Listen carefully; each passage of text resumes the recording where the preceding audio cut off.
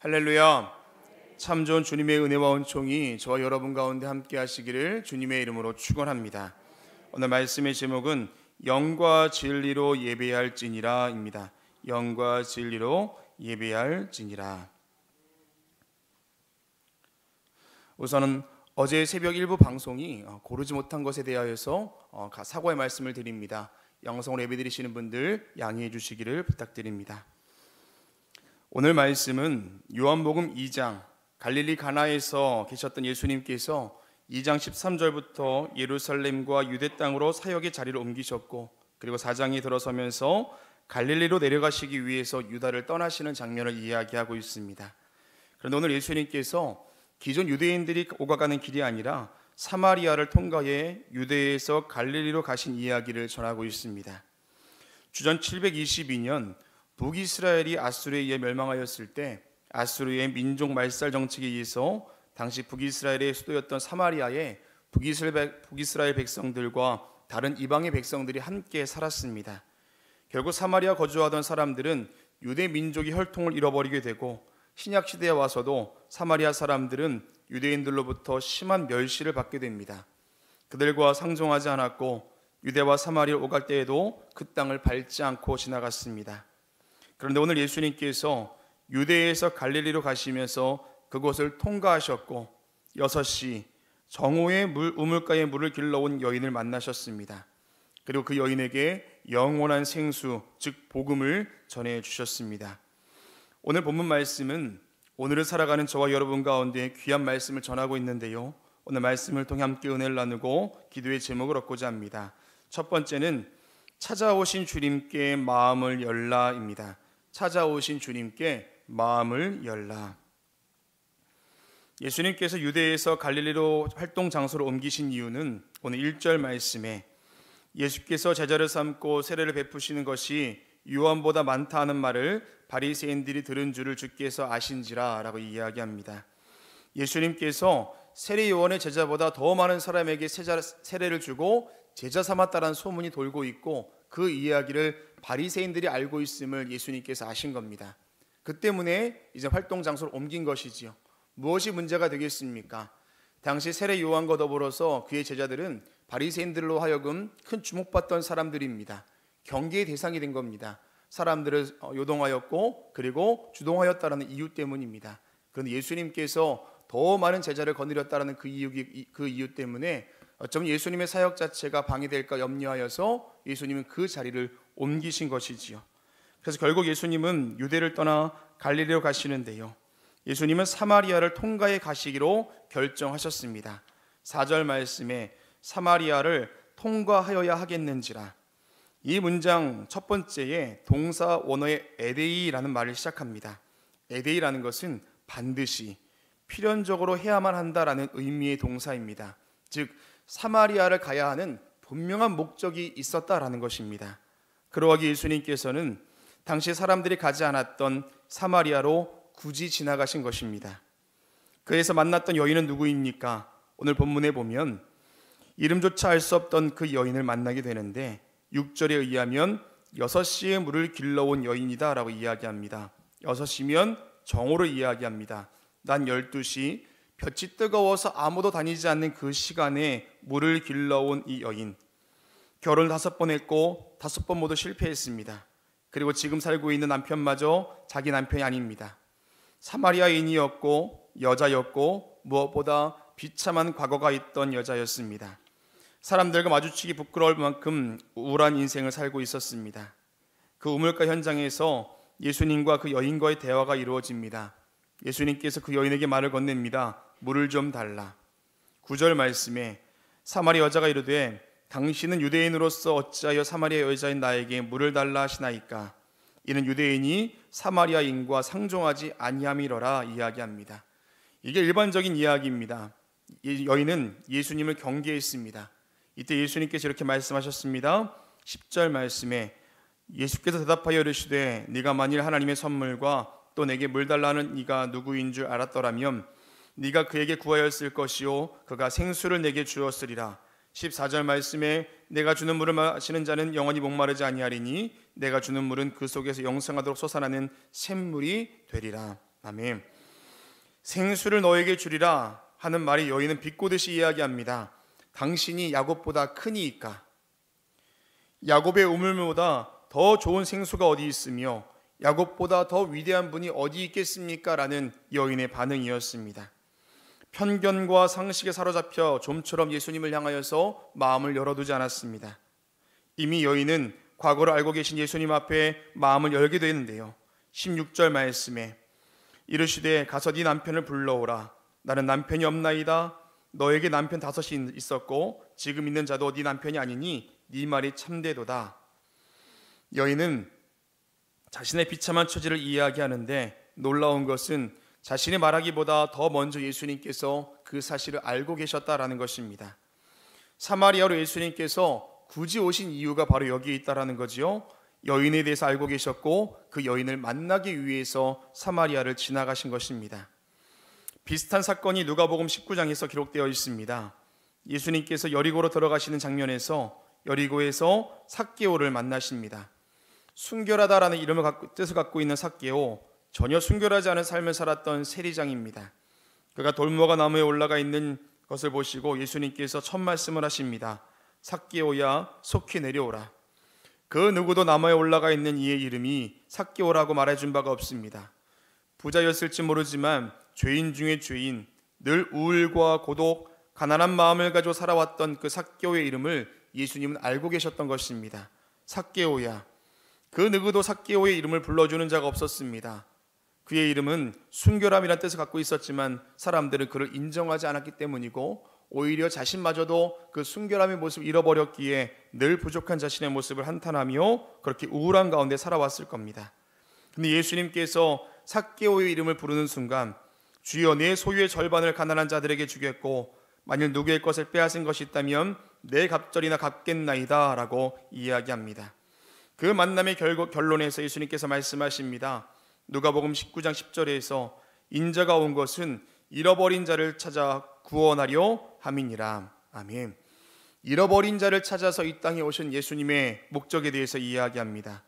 오늘 예수님은 사마리아 여인을 찾아오셨습니다. 5번 결혼에 실패하고 지금 살고 있는 남편도 온전한 남편이 아닌 사람들을 피하여 뜨거운 정오의 물을 길러올 수밖에 없었던 이 여인. 사람들은 궁금해합니다. 무슨 사연일까? 그리고 그 과거는 절대 지워지지 않을 것이다 라고 생각합니다. 그런데 예수님은 그 여인에게 과거를 묻지 않으셨습니다. 그저 그 여인의 인생을 있는 그대로 끌어안아 주셨습니다. 사랑하는 여러분, 예수님께서 이 땅에 오심은 저와 여러분을 위해 오신 줄로 믿습니다. 하나님의 영광, 민족의 구원, 거창하고 큰 뜻보다 더 큰 이유는 저와 여러분을 위해 오셨다라는 것입니다. 종종 우리는 하나님의 이름을 부르면서 주님 오십시오, 주님 내 삶에 오십시오, 주님 내 마음에 오십시오라고 기도합니다. 그런데 주님은 이미 와 계신 줄로 믿습니다. 내 인생을 아시고 내 아픔과 상처, 비참한 내 인생을 아시는 주님께서 이미 우리 곁에 와 계시다라는 것입니다. 그렇다면 우리가 해야 할 것은 무엇이겠습니까? 마음을 여는 것입니다. 예수님께서 굳이 여인에게 요구하십니다. 남편을 데려와라. 알고 계셨음에도 불구하고 왜 물어보신 것일까요? 맹인이었던 한 사람에게 예수님께서 말씀하십니다. 무엇 주기를 원하느냐? 맹인에게 무엇 주기를 원하느냐? 이 질문이 가당키나 합니까? 이 맹인은 이야기합니다. 보기를 원하나이다. 이때 예수님께 주신 것은 눈을 뜨는 것뿐만 아니라 그에게 구원을 주셨습니다. 우리에게 무엇이든 구하라 말씀하십니다. 몰라서 물어보시는 것이 아니라 우리의 마음을 원하시는 것입니다. 우리의 믿음을 요구하시는 것이지요. 여인의 마음이 열려있는 것을 확인하시고 예수님께서는 참된 생명을 그 여인에게 주십니다. 오늘 이 새벽에 주님은 이 자리에서 저와 여러분의 마음을 두드리시는 줄로 믿습니다. 2021년 사순절, 비참한 시대 속에 맞이한 절기이지만 신앙적으로 보자면 더 귀한 은혜를 경험할 하나님의 은혜인 줄로 믿습니다. 그 믿음 가지고 찾아오신 예수님과 친밀한 교제를 나누시는 복된 나날 되시기를 주님의 이름으로 축원합니다. 두 번째는 영이신 주님께 영과 진리로 예배하라입니다. 영이신 주님께 영과 진리로 예배하라. 19절 이하에 예수님과 여인과의 대화 속에서 우리는 한 가지를 발견하게 되는데요. 비참한 삶을 살았던 그 여인은 늘 메시아 그리스도를 사모하던 여인이었다라는 겁니다. 늘 갈급했던 것 같습니다.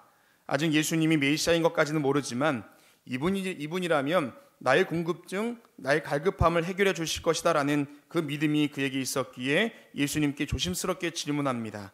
20절 말씀에 우리 조상들은 이 산에서 예배하였는데 당신들의 말은 예배할 곳이 예루살렘에 있다 하더이다. 이 산이라 함은 그리심산입니다. 우리 조상들은 이 그리심산에서 예배하는 것이 진짜 예배다라고 이야기하고 당신들 유대인들은 예루살렘에서 예배드리는 것이 진짜 예배다라고 이야기하는데 무엇이 참된 예배입니까? 라고 묻는 겁니다. 여인이 갖고 있었던 궁금증, 예배에 대한 갈급함, 그리고 어디서도 물어볼 수 없었던 이 질문을 예수님께 하고 있습니다. 예수님께서 말씀하십니다. 21절에 여자여 내 말을 믿으라. 여자여 내 말을 믿으라. 이 말은 지금부터 내가 하는 말을 너는 믿어야 한다. 네가 가지고 있었던 보편적인 생각과 상식을 버리고 지금 내가 하는 말을 잘 듣고 이를 믿으라 하고 말씀하십니다. 그리고 말씀하십니다. 21절에 이 산에서도 말고 예루살렘에서도 말고 아버지께 예배할 때가 이르리라 이야기하십니다. 그리심산도 아니고 예루살렘도 아니다라는 것입니다. 장소가 중요한 게 아니라는 것이지요. 중요한 것은 아버지께 예배하는 것, 이것이 중요하다라는 말씀입니다. 이것은 그 시대 속에서 정말 충격적인 말씀입니다. 유대인들에게 있어서 예루살렘 성전 그 자체가 신앙이었고 하나님이었습니다. 물론 귀한 신앙입니다. 그러나 언제부턴가 건물이 하나님이 되었습니다. 유대인들은 하나님이 원하시는 예배, 하나님이 원하시는 신앙이 아니라 그저 그 자체, 그 성전 자체를 하나님으로 여기며 살아왔다라는 것입니다. 언제부터일까요? 하나님의 성전을 지어 올린 솔로몬 때부터, 어쩌면 성전을 짓고자 했던 다윗 때부터일지 모릅니다. 본래 성전의 의미는 장막을 통해 전해집니다. 성전은 특정한 장소에 세워진 건물이지만 장막은 언제든 이동이 가능한 이동형 텐트입니다. 하나님 본래 원하시던 예배의 장소는 특정한 장소가 아니라는 것입니다. 가라시면 가고 멈추라면 멈출 수 있는 그곳, 그것이 바로 하나님을 예배하는 곳이다라는 것입니다. 그런데 하나님의 성전이 세워지고 그 성전 자체가 어느덧 하나님이 되었습니다. 성전에서 드려지는 모든 행위가 신성화되었습니다. 사실 솔로몬이 성전을 지어 올렸을 때 솔로몬도 자신이 지은 그 성전 안에 하나님이 계신다고 생각하지 않았습니다. 열왕기상 8장 27절 이하에 솔로몬은 하나님의 성전을 짓고 봉헌하는 그 자리에서 이런 고백을 합니다. 열왕기상 8장 27절 하나님이 참으로 땅에 거하시리이까 하늘과 하늘들의 하늘이라도 주를 용납하지 못하겠거든 하물며 내가 건축한 이 성전이오리이까. 하나님이 어떻게 땅에 거하실 수 있겠습니까? 하늘과 하늘 위의 하늘이라도 하나님을 모실 수 없을 터인데 내가 지은 이 성전에 하나님이 과연 계실 수 있겠습니까? 라는 고백입니다. 그리고 30절 말씀에 주의 종과 주의 백성 이스라엘이 이곳을 향하여 기도할 때에 주는 그 간구를 들으시되 주께서 계신 곳 하늘에서 들으시사 사하여 주옵소서. 우리가 기도할 때에 하나님 계신 곳 하늘에서 들으시고 하늘에서 우리의 기도를 응답하소서라는 기도입니다. 하나님 계신 곳이 이 땅이 아니라 내가 지은 그 성전이 아니라 하나님 계신 곳은 하늘이다라는 고백입니다. 성전은 그저 하나님과 소통하는 통로일 뿐이라는 것이지요. 그런데 세월이 지나면서 이스라엘 백성들은 하나님을 그 안에 가둬두기 시작했습니다. 결국 성전이 하나님이 그 자체가 된 것이지요. 스데반이 돌에 맞아 죽은 이유가 무엇입니까? 예수 잘 믿는다고, 예수 전한다고 돌에 맞아 죽었을까요? 사도행전 7장에서 이렇게 이야기합니다. 아브라함이 메소포타미아에 있을 때 하나님은 거기 계셨고, 요셉이 애굽으로 팔려갔을 때 하나님은 애굽에 계셨고, 이스라엘 백성들이 광야에 있을 때 하나님은 거기에 계셨습니다. 즉 유대인들에게 하나님은 성전에 계시지 않습니다라고 이야기했던 그 이유 때문에 결국 돌에 맞아 죽은 것입니다. 오늘 예수님은 그 여인에게 말씀하십니다. 그리심산도 아니고 예루살렘 성전도 아니다. 특정한 장소가 중요한 것이 아니라 아버지께 예배하는 자, 그 마음이 중요하다라는 것입니다. 23절과 24절 아버지께 참되게 예배하는 자들은 영과 진리로 예배할 때가 오나니 곧 이때라. 아버지께서는 자기에게 이렇게 예배하는 자들을 찾으시느니라. 하나님은 영이시니 예배하는 자가 영과 진리로 예배할지니라. 아멘. 하나님은 영이시기에 영과 진리로 예배하는 그 예배를 받으신다라는 것입니다. 사랑하는 여러분, 코로나19 이 시대에 특별히 비대면 예배라는 기가 막힌 현실을 보내면서 오늘 예수님은 우리에게 너무 귀한 영적인 도전을 하고 계십니다. 모세가 하나님 만난 그 떨기나무 앞, 그 장소가 특별한 것이 아니라 하나님이 거기 계시기에 특별한 장소가 된 것입니다. 지금 이 베델 성전 자체가 특별하고 성전이 아름다워서 이곳이 하나님의 은혜가 충만한 것이 아니라 사모하는 마음을 가지고 영과 진리로 주님 앞에 서 있는 저와 여러분의 간절함이 있기 때문에 이곳이 하나님의 은혜가 충만한 장소인 줄로 믿습니다. 오늘 이 은혜가 온라인으로 예배드리시는 성도님의 예배 자리 가운데도 동일하게 함께 하시기를 주님의 이름으로 축원합니다. 지금 있는 그곳이 영과 진리로 주님 앞에 있다면 하나님께서 받으시는 귀한 예배의 장소인 줄로 믿습니다. 마지막 세 번째, 이제 세상으로 나아가라입니다. 이제 세상으로 나아가라. 제가 섬기는 선교구에 한 권사님이 계십니다. 이름만 들어도 누군지 다 아시는 분입니다. 학창 시절에 주목받던 축구 선수셨습니다. 그런데 사고로 인하여서 그 꿈을 접어야 했고 지금은 얼굴과 손가락 몇 개만 움직일 수 있습니다. 말 그대로 하나님의 은혜로 하루하루 살아가시는 권사님이지요. 어쩌면 지금도 라이브로 이 예배를 함께하고 계실 텐데요. 그 권사님 그리고 부인이신 권사님을 뵈면 마음이 숙연해집니다. 얼마나 낙심되는 상황입니까?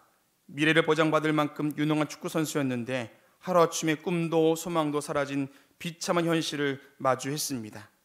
저는 광림교회 와서 배웠으니까 그 과정의 삶을 잘 모릅니다. 그런데 얼마나 많은 힘들고 어려운 여정들이 있었겠습니까? 그 후에 권사님께서는 입으로 그림을 그리기 시작하셨는데요. 많은 분들이 그 권사님을 통하여서 하나님의 위로를 경험합니다. 입으로 붓을 잡고 수천 번 수만 번 선을 그으셨을 것이고 색을 칠해 보셨을 겁니다.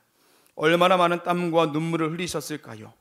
골리앗을 쓰러뜨린 다윗의 물맷돌은 하루아침에 생긴 것이 아닙니다. 권사님의 그 그림의 작품은 하루아침에 생긴 것이 아니다라는 것입니다. 결국 권사님은 자신의 한계, 어려움을 뚫고 세상으로 나오셨고 예수님을 증거하는 삶을 평생 살아가고 계십니다. 로비에 있는 웃고 계신 예수님도 그 권사님께서 입으로 그리신 그림입니다. 오늘 이 여인은 예수님을 만난 후에 그의 인생이 바뀌었습니다. 28절부터 여자가 물동이를 버려두고 동네로 들어가서 사람들에게 이르되 내가 행한 모든 일을 내게 말한 사람을 와서 보라. 이는 그리스도가 아니냐 하니 그들이 동네에서 나와 예수께 오더라. 그 여인은 사람 만나는 것을 두려워했던 여인입니다. 사마리아인이라는 한계, 여자라는 한계, 5번의 결혼이 실패하고 지금도 어떤 연고인지 지금 사는 남편도 내 남편이 아닌 비참한 현실, 아무도 오가는 사람이 없는 정오의 물을 길러왔던 여인입니다. 그런데 그 여인인 물동이를 버려두고 동네로 들어갔습니다. 그리고 외칩니다. 내가 그리스도를 보았다. 내가 예수를 보았다. 버리다, 들어가다, 이르다. 이 한 장면 속에 들어있는 세 가지의 동사입니다. 자신의 아픔과 상처, 절망과 좌절, 과거를 버렸습니다. 육신의 갈증을 해결해주고 유일한 자신의 삶의 터전을 버렸습니다. 그리고 내가 만난 예수님을 전하기 위해 사람들이 있는 곳으로 들어갔습니다. 사람들에게 전했습니다. 그 이후에 여인의 삶에 대해서 이야기하지 않지만 상상이 되십니까? 이 여인이 어떤 삶을 살았을까요? 사랑하는 여러분, 이런 은혜가 저와 여러분 가운데 함께 하시기를 주님의 이름으로 축원합니다. 오늘 예수님께서 우리를 찾아오시고 영이신 주님께서 우리의 영과 진리의 예배를 받으시는 줄로 믿습니다. 그리고 예배를 통해 주시는 회복의 역사, 은혜와 감격이 우리 안에 머물러 있는 것이 아니라 세상으로 돌아가 그 은혜를 증거하는, 과거의 아픔에 얽매여 있는 것이 아니라 예수가 그리스도이심을 밝히 증거하고 알리며 살아가는 저와 여러분의 삶을 주님께서 기대하시는 줄로 믿습니다. 그런 은혜와 결단이 함께하는 이 새벽 되시기를 주님의 이름으로 축원합니다. 기도하겠습니다. 하늘의 영광 버리시고 이 땅에 오셔서 우리의 현실 가운데 찾아오신 주님, 우리의 마음을 열게 하시고 그 주님께 마음을 드리게 하여 주시옵소서. 영이신 주님 앞에 영과 진리로 예배하는 우리가 되게 하여 주시고, 우리가 마음을 다하여 예배하는 그 자리 가운데 하나님 임재하여 주시사 우리의 인생이 바뀌게 하여 주시고, 갈 수 없었던 길을 갈 수 있는 놀라운 축복과 결단이 있게 하여 주시옵소서.